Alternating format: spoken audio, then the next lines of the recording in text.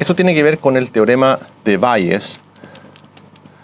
Este teorema lo estudiamos en algunos videos anteriores y lo que yo voy a hacer ahora es un recuerdo del teorema de Bayes para los conjuntos y luego voy a establecer el teorema de Bayes para variables aleatorias.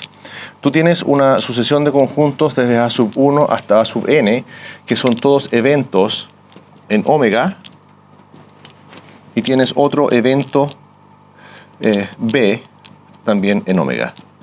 Entonces la situación es esto: estos eventos A sub 1 hasta A sub n forman una partición, es decir, son todos disjuntos y la unión de todos estos conjuntos es omega, es decir, tú puedes tener aquí en un diagrama de Venn omega y tienes los conjuntos A sub 1 hasta A sub n y tienes el conjunto B que posiblemente tiene intersección con todos ellos, es decir, por ejemplo, B puede ser S, este es B.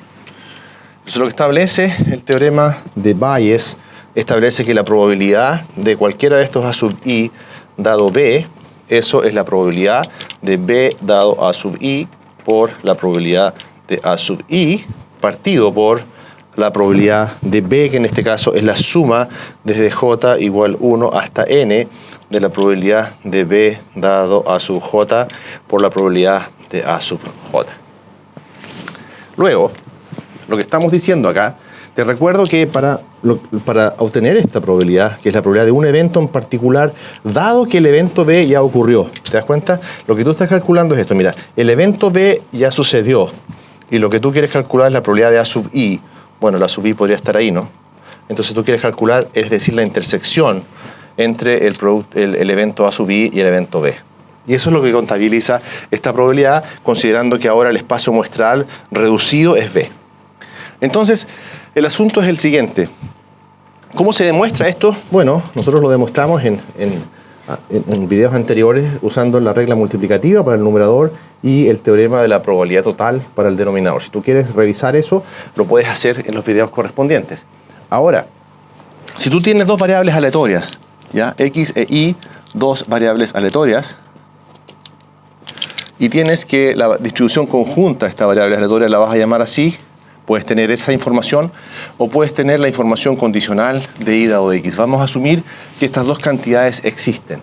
Entonces yo te recuerdo que si tú quieres calcular, por ejemplo, la densidad marginal de y, lo puedes hacer a partir de la densidad conjunta, integrando con respecto a la variable contraria, es decir, a x.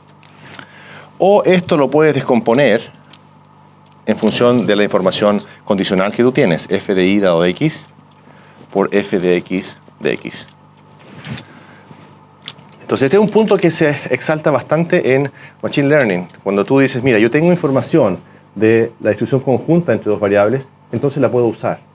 Pero si esta, por ejemplo, si la dimensión de este vector es muy grande, x1 hasta xn, es muy grande la dimensión, entonces el cálculo de esto podría ser difícil. Entonces tú puedes cambiar y decir, mira, yo en vez de considerar esta distribución conjunta, podría considerar una distribución condicional, y eso disminuye la dimensión. ¿Te das cuenta? Esto significa que tengo que saber menos en términos de la dimensión que si conozco la distribución conjunta entre dos variables aleatorias.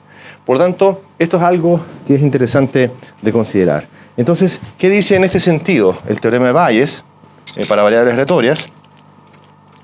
Entonces, si reproducimos ese teorema que fue hecho para los conjuntos, en este contexto dice que la densidad de y dado x es lo mismo que la densidad de x dado y por la densidad de y partido por la densidad de x.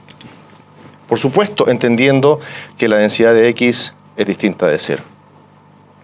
Entonces, si yo quiero calcular la densidad de y dado x, necesito el conocimiento de la densidad de x dado y de la marginal de y.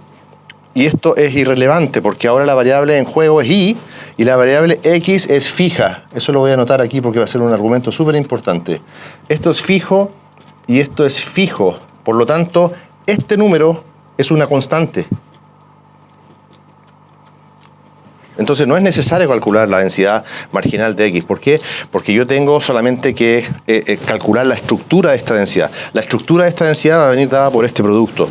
Entonces lo que se suele escribir es de esta manera. Mira, tú dices, entonces, como esta constante no me interesa, entonces la densidad de y dado x va a ser proporcional a la densidad de x dado y por la densidad marginal de I. Entonces esta densidad marginal de I la tengo, si calculo de esa manera o de esa manera, y la densidad de X dado I necesito conocerla. Entonces este es el teorema de Bayes escrito en una versión un poco informal, pero lo que permite que yo calcule esta densidad a partir del producto de estas otras densidades. ¿Hacia dónde vamos? Bueno, a introducir parámetros desconocidos en las distribuciones que van a ser calculados ahora, pero considerando la variante sumamente relevante y significativa de que los parámetros ahora, en los videos a continuación, van a ser variables aleatorias también, ya no van a ser fijos.